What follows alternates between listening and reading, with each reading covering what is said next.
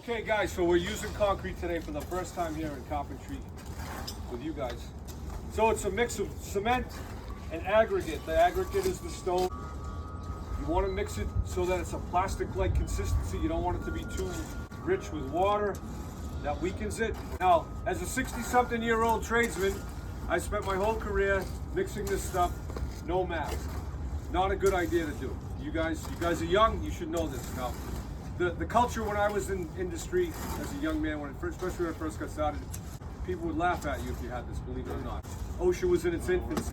Now we know a health issue that's caused by this, silica, the fine sand and dust that's in there. You're gonna see it's like a fine smoke. You breathe it in and it gets into your lungs. It doesn't leave your lungs and ends up causing silicosis, I believe it's called, okay? You know there's asbestosis? Now you've got silicosis. And I believe, they're not talking about it, maybe they are, the AZAC trim, the plastic trim we cut, the vinyl siding we cut, that fine little dust, same thing, I'm sure, goes into your lungs, okay? So anyway, let's use the mask. So we're gonna mix it up. Put the mask on, get the nose piece up over your nose, put it on your chin, pull this bottom strap over, then the top one goes over, get it here. Now, I have a beard, dust can get in on here, not the best scenario, right? All right, so here we go. Put in. One way to do this is to strike it with the shovel. That's probably how you would do it on the job. You can also use a knife. We're gonna cut the bag. Now I'm gonna try to do this without, you'll see guys banging the bag and the dust flying everywhere and they're shaking the bag. You don't wanna do that. Take your time. And you can see that fine dust coming out of there. If you zoom in on that, you'll see it. All right. Now, someone might be watching saying, the guy's taking too long. He's wasting our time. But I'm trying to create a more healthy environment to work in. Instead of ripping the bag apart. And I'm gonna step over here, step over that way. Just wanna show you, watch, if I do this with the bag. Oh, look at all that. We don't need that, right? So that's why I'm not doing it. Okay, then this hoe is designed so the material will go through this and mix. So you want to pull it up, pull the water up on it. And I'm moving slow, guys, because one, I got my whites on. I don't want to get them dirty. But also, just to show you. But you'd be moving at a much quicker pace. And you just want to bring the water in. Needs to be completely mixed with the water. You don't want to have any dry spots. That will be a weakness. Come the other way, pull the water into it. And again, the pace would be quicker on a job site. The boss would be wanting you to move a little quicker than I'm moving right now, or maybe a lot quicker. And then I can push it this way. Obviously we need more water now, so we're gonna put more water in there. Don't put too much, rather work your way to it. I like that, that's good. I'm gonna mix that in.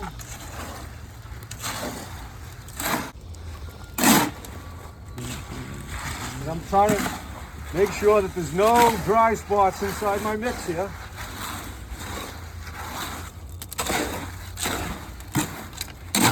Don't want to tip the wheelbarrow over, think about that too when you're working. Pull it back this way. Doing the first batch, you've got plenty to do here. 50 bags to mix. All right, I'm gonna take my mask off now. I think my dust hazard's over. Now we're gonna mix it up. Now this is a good consistency. You see how it's holding together? It's not just falling apart. When you pick it up, it's not dripping off the tool. It's got a bit of a slump to it. If I put it down, it should stay up a little bit. You see? It's not falling down and settling, okay? Now, for a couple minutes, you don't have to go crazy, but you want to make sure it's all the way through, and I believe it is, but I want you guys to see what this feels like. So you hook the material, pull it back, and then you push the material, and then you can come on the other side, go this way.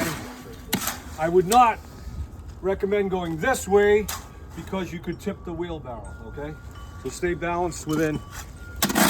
You guys, give that a try. That's a good consistency. So come over and give it a try. And I just want to show you another way. This is actually the way I would do it. It's the way I was taught. Not so much with that, but more with a spaded shovel. You come in here and you pull up on it, and then you come in here, pick up on it.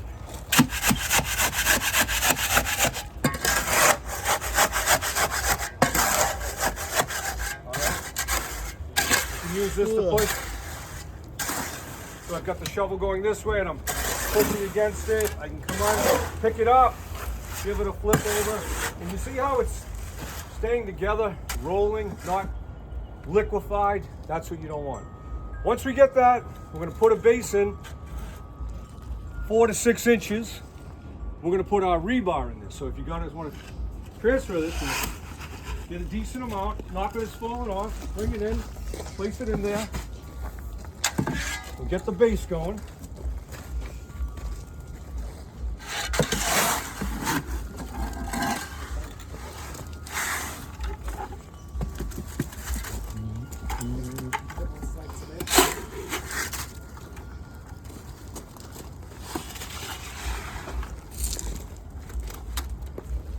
All right, and just so you know, another way to do this is you can take the wheelbarrow, bring it over to the footing, get it lined up. Just pull back on that string for me so I don't get that all slopped up. And you can drop it right in. Now scrape it with your shovel or whatever you've got over there. Okay? Now all you want to do is settle it in like this. Take it in there, get it all the corners nice. And you'll see it'll start to level itself.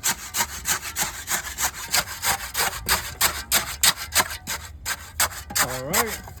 And then we're going to take the rebar that we have. We're going to put this in the center so the bolt can fit through it. Right there, I say. Now we're going to bring that up another 5 inches or so.